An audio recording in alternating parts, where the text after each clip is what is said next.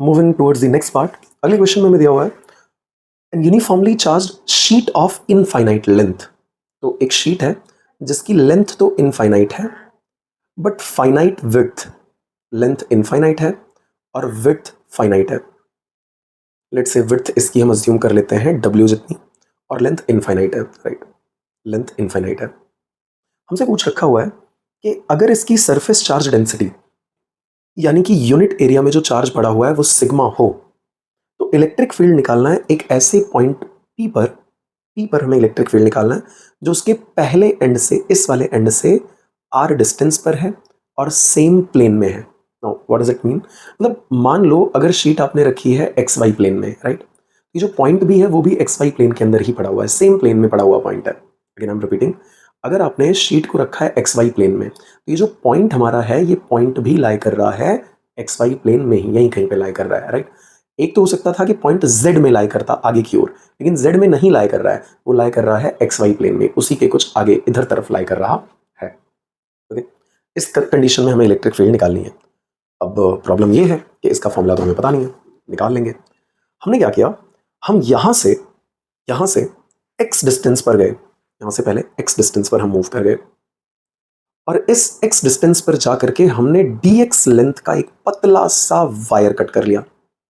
अब भाई शीट अगर इनफाइनाइट थी तो ये जो वायर होगा इसकी भी लेंथ कितनी हो जाएगी, इनफाइनाइट, और इस इनफाइनाइट वायर की ये जो विड्थ है, ये विड्थ, इसको हमने dx मान लिया, राइट।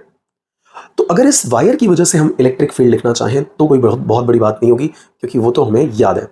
इनफाइनाइटली लॉन्ग वायर की वजह से इलेक्ट्रिक फील्ड का फॉर्मूला होने वाला है 2k lambda upon r, 2k lambda upon r।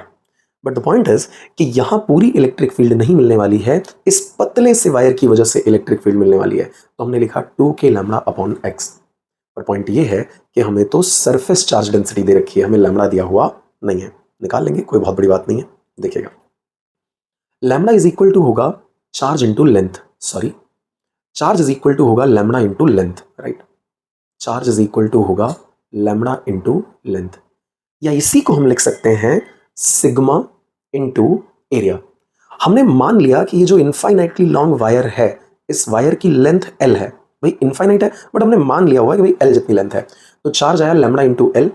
इतनी ही लेंथ में अगर एरिया कैलकुलेट करना चाहें तो यू कैन सी लेंथ तो इस पूरे पार्ट की L है, यहां से यहां तक की लेंथ तो L है, राइट, ये इतनी लेंथ जो है वो हमारी L है, और इसका जो विड्थ है दैट इज dx, तो इसका एरिया लिखा जा सकता है L इंटू बी, लेंथ तो L है, ब्रेथ है dx, तो this area can be written as L into dx।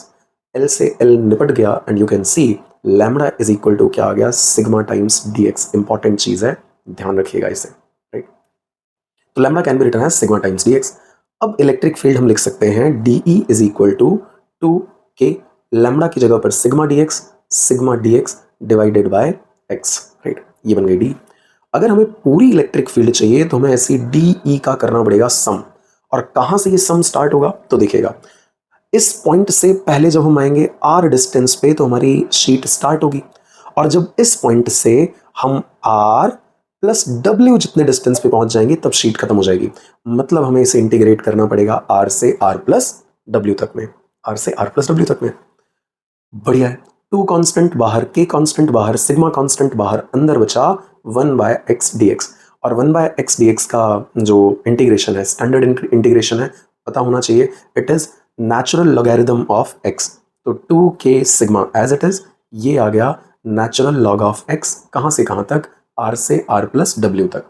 Integrated term की जगह पर पहले लिखा जाता है अपर लिमिट को, तो ये हो गया 2k sigma, upper limit I natural log of r plus w, minus करके lower limit which is natural log of r। This is going to be 2k sigma natural log of r plus w divided by r, and this is the formula for electric field due to plane sheet।